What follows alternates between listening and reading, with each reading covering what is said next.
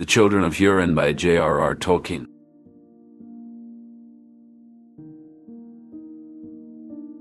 The Shadow of Defiance. In the verdant realm of Doriath, Turin, son of Hurin, felt the ominous weight of a curse, a malignant shadow cast by Morgoth as retribution for his father's defiance. This curse was a dark augury foretelling betrayal and sorrow, and it clung to Turin, tainting his every triumph with the specter of impending doom. The memory of his father's stand against the Dark Lord was a vivid one. Hurin's voice had rung out clear and defiant, challenging Morgoth's might, a moment that now fueled Turin's resolve.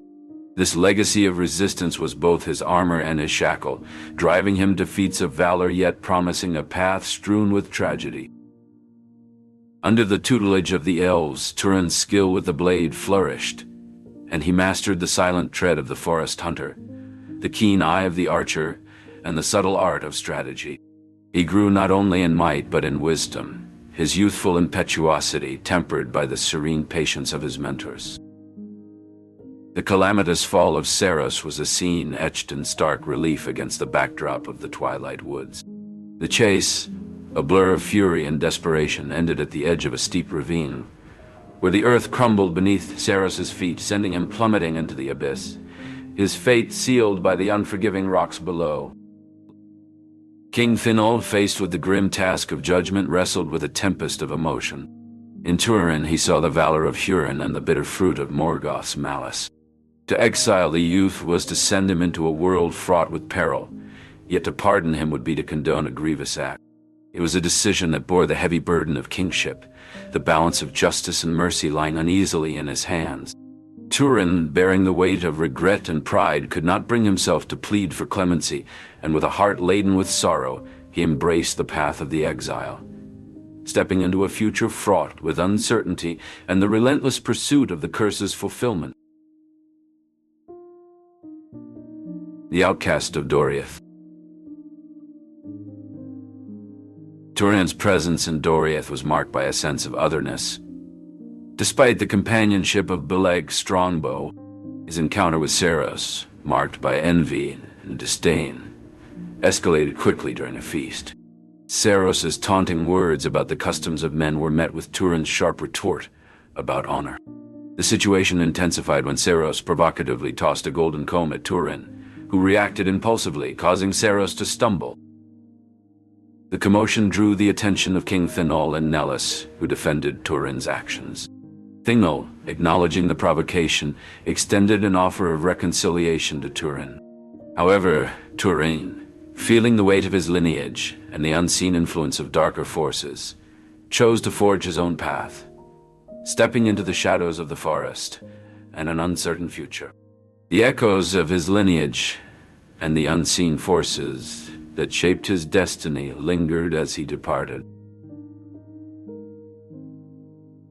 Nethan the Wrongdoer. Turin trudged through the dense forest, his heart heavy with the weight of his father's curse. Alone, an outcast from Doriath, he had only his sword and his wits for company. As night fell, he encountered a band of rough men, outlaws by their look. The leader, a burly man with a scar, stepped forward. "I am but a traveler," Turin replied to the unspoken challenge. The leader eyed him. "You've got a good arm, traveler. What's your name?" "Call me Nethan," Turin said, the name a cloak for his troubled past. "Well, Nethan, you've killed one of ours. That makes you either an enemy or a brother," the leader declared. "Let me be a brother, then.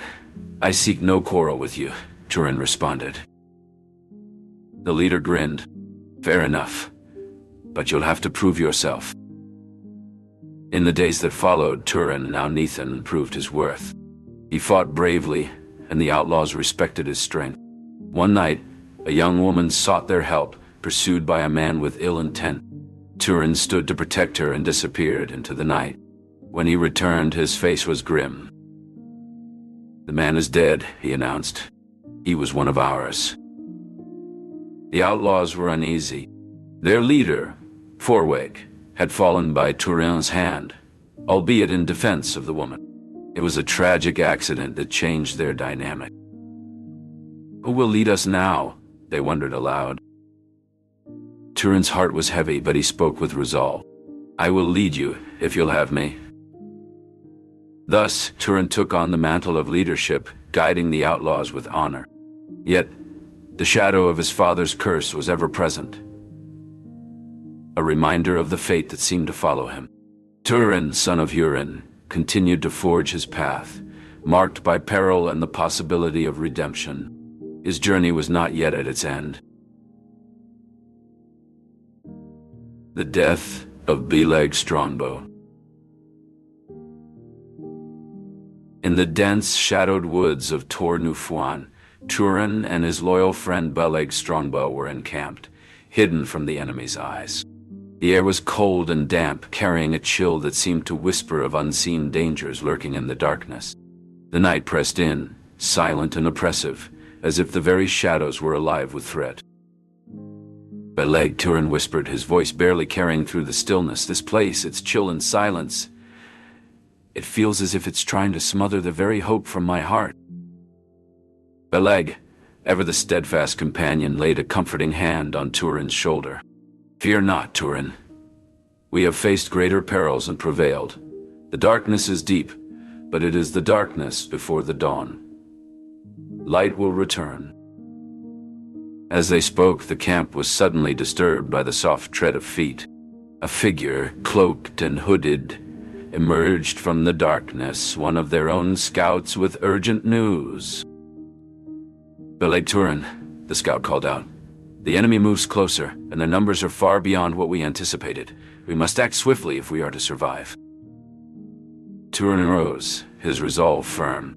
We will meet them with strategy and strength. Retreat is not an option. They quickly planned a strategic withdrawal to a more defensible position.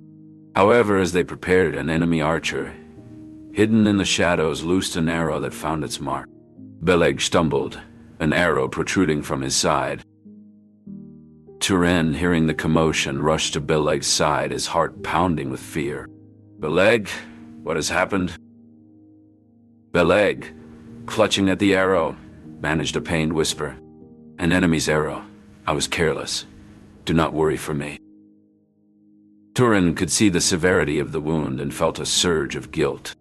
This is the enemy's doing, yet it feels like my own cursed fate has struck you down. As Beleg's life ebbed away, Turin cradled him in his arms, tears mingling with the blood on the forest floor. You were the truest friend I ever had. I swear your death will not be in vain. With Beleg's last breath, a heavy silence fell over the woods, a silence that spoke of a bond broken and a path forever altered. Turin, now alone, grieved not only for his friend but for the part of himself that had died with Beleg that night. Turin vowed to carry on, his grief fueling a newfound determination. The shadow of Beleg's death would linger, a stark reminder of the cost of war and the deep price of friendship in a world under siege.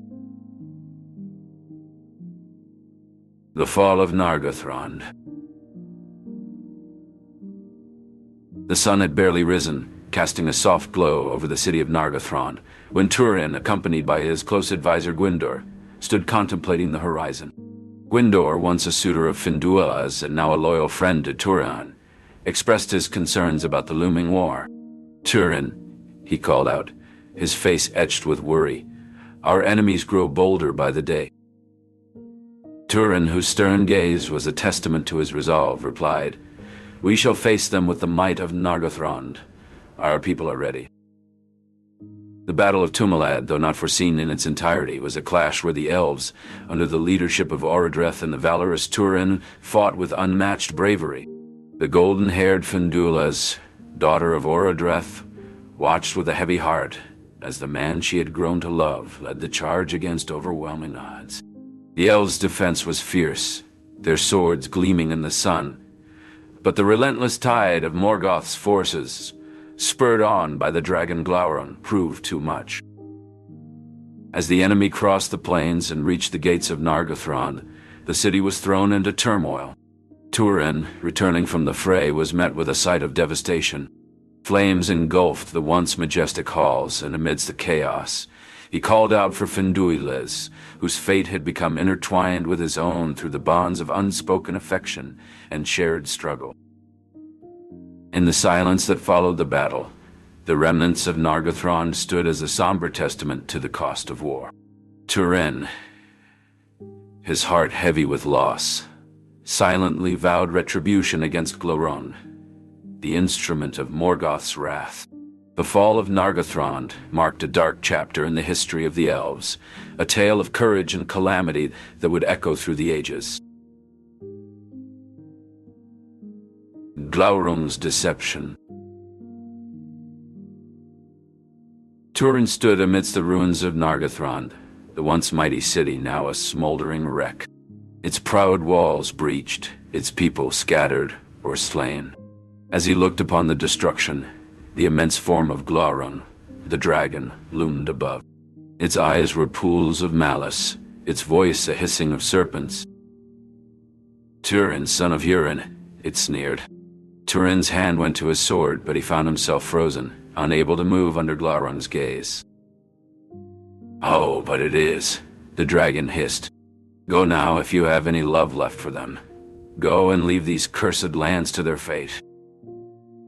Turin stumbled, his thoughts a whirlwind of fear and doubt. He thought of Finduilas, the fair elf maiden he had sworn to protect. Urged by a desperate need, he ran, leaving behind the cries and the smoldering ruins. As he fled into the wilderness, the dragon's laughter echoed behind him, a sound as cold and merciless as the fate that awaited them all. The dragon's bane.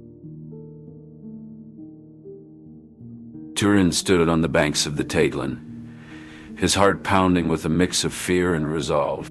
The mist hung low, shrouding the river in a ghostly veil as the first light of dawn began to pierce the darkness. Across the water, the great dragon, Glaurung, lay, a monstrous coil of scales and malice. "Today, it ends," Turin whispered to himself, gripping the hilt of his sword, Gurthang. The black blade seemed to hum with anticipation, as if it too yearned for the dragon's blood. He waded into the cold river, the water biting at his skin, but his purpose was clear and his will unyielding. As he reached the other side, Glaurung stirred, his eyes opening like fiery pits in the gloom.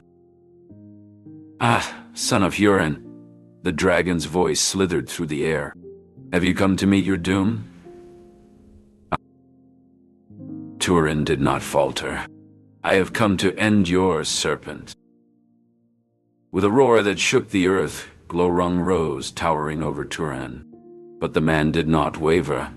He charged, his sword raised high, and plunged it into the dragon's underbelly.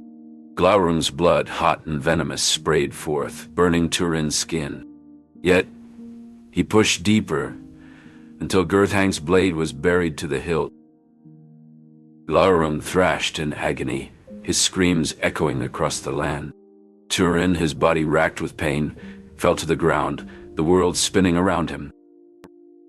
As the dragon's life ebbed away, Turin lay beside his foe, the poison coursing through his veins. He thought of his father and the heavy cost his victory had exacted. When he awoke, the dragon was still. Turin rose, his body aching, and looked upon the fallen beast. "You are slain, Glaurung," he said, his voice a mere whisper. "And with you dies the curse of Morgoth that has long shadowed my kin." But the victory was hollow. As he returned to his people, he found no celebration, only grief. They mourned for those lost to Glaurung's wrath, and the curse's scars ran deep, leaving little room for joy even in the dragon's defeat. Turin had slain the dragon, but the echoes of the curse lingered, a somber reminder of the price paid for freedom. The question of its worth haunted him as he walked, alone, with the weight of his actions heavy upon him. The doom of Hurin's line. The silence at the stone of the hapless was a testament to the tragedies that had unfolded. Hurin, the once mighty warrior, stood solemnly, his gaze fixed upon the inscriptions of his lineage. Morwen, ever his equal in spirit, lay beside him, her life's flame dimming. "Hurin," she called out faintly, seeking confirmation of his presence. "Yes, it is I," he affirmed, his heart heavy with the knowledge of their children's doom. "Our children, have they found solace?" Morwen's voice trembled with a mother's concern. Turin vanquished Glaurung, momentarily breaking the curse's chains. Hurin recounted, yet the dragon's deceit ensnared him once more. "And Nienor?" she pressed, her eyes a mirror of her anguish. "Lost, unknowing of herself or Turin," he confessed, the sorrow of their fate a burden upon his soul. Morwen's tears were a silent plea for reunion and the beyond.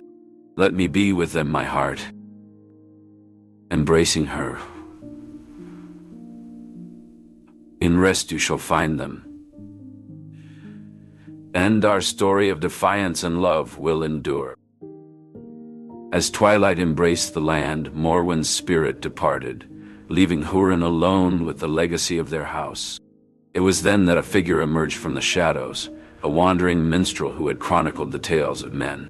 He approached Hurin, offering to carry forth the song of his family's valor and the undying hope amidst the darkness.